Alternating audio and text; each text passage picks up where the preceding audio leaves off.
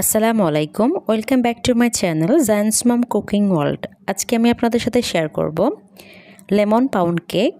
খুব সহজেই আপনারা অল্প কিছু উপকরণে এটি তৈরি করে নিতে পারেন বাইরে থেকে না কিনে। চলেন আমি কিভাবে এই পাউন্ড কেকটা বানাচ্ছি সেটি আপনাদের সাথে শেয়ার করছি। Let's go to my kitchen and cook.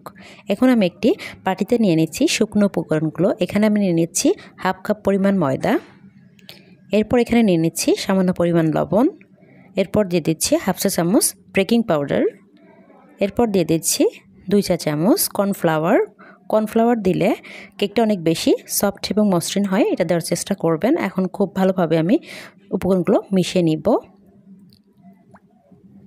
নিয়েছি। এখন আমি একটি মিক্সিং বোল নিয়ে নিচ্ছি। এখানে দিয়ে দিচ্ছি 2টা ডিম। আমি ডিমের সাদা অংশ কুসুম দুটো একসাথেই নিয়ে নিচ্ছি, আপনারা ইচ্ছে করলে আলাদাও বিট করতে পারেন। এখন দিয়ে দিচ্ছি এখানে 1/3 কাপ চিনি দিয়ে আমি খুব ভালোভাবে বিট করে নিব। আজকে আমি আপনাদেরকে হ্যান্ড উইক্স দিয়েই এই বিট করার কাজটা দেখাবো। আপনারা ইচ্ছে করলে এটা ইলেকট্রিক বিটারে সহজে বিট করতে পারেন, তবে আমি করছি না। আমি খুব ভালোভাবে এটা বিট করে নিব। যতক্ষণ পর্যন্ত সাদা সাদা একটা ভাব চলে না আসে ততক্ষণ পর্যন্ত কিন্তু এটা বিট করে নিতে হবে। 8-10 মিনিট আমি বিট করে নিয়েছি, সাদা ভূমি ভাব চলে এসেছে। এই পর্যায়ে আমি এখানে দিয়ে দিব তেল। এখানে আমি 1 টেবিল চামচ সয়াবিন তেল দিয়ে দিচ্ছি। এরপর দিয়ে দিচ্ছি লেমন খোসা। আমি এখানে সবুজ অংশগুলো দিয়ে দিব। কোনোভাবেই সবুজ অংশের নিচে যে সাদা অংশ থাকে সেটা দেওয়া যাবে না, তাহলে কিন্তু খেতে তিতা লাগবে। এখন আমি খুব ভালোভাবে একটু ভালো করে মিশিয়ে নিব। মেশানো হয়ে গিয়েছে। এখন শুকনো উপকরণগুলো নিয়ে নিব, অল্প অল্প করে নিতে হবে। আমি একটি চালনির সাহায্যে চেলে নিচ্ছি। কিছুটা পরিমাণ দিয়ে আমি স্প্যাচুলার সাহায্যে আলতো করে মিশিয়ে নিব। এটা কিন্তু আলতো করে নাড়তে হবে, না হলে ফমি ভাবটা চলে যাবে, তাহলে কেকটা খুব বেশি ফুলবে না। একটু একটু করে আমি নিয়ে কয়েকবারে মিশিয়ে নিচ্ছি। এই পর্যায়ে দিয়ে দিচ্ছি লিকুইড দুধ 1 টেবিল চামচ।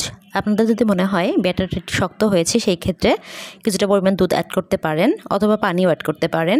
এখন দিয়ে দিচ্ছি ড্রাই ফ্রুটস। এখানে আমি দিয়েছি অ্যাভোকাডো, কিউই আর কয়েকটা কিশমিশ দিয়ে আমি আবার একটু মিশিয়ে নিব। মিশানো হয়ে গিয়েছে। এখন আমি একটি মোল্ড নিয়ে নিব।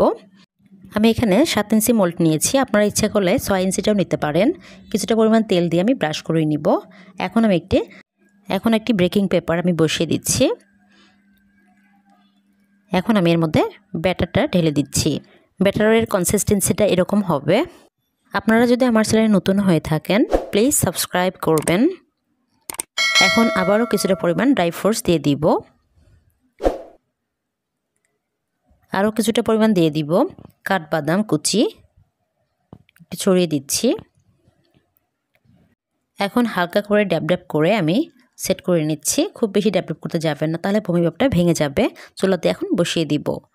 চুলাতে দিকে আমি একটি পাতিল বসিয়ে দিয়েছি 10 মিনিট আগে। মিডিয়াম টু লোতে রেখে আমি গরম করে নিয়েছি। এখন একটি স্ট্যান্ড বসিয়ে দিচ্ছি, এর উপরে আমি বোলটা বসিয়ে দিব।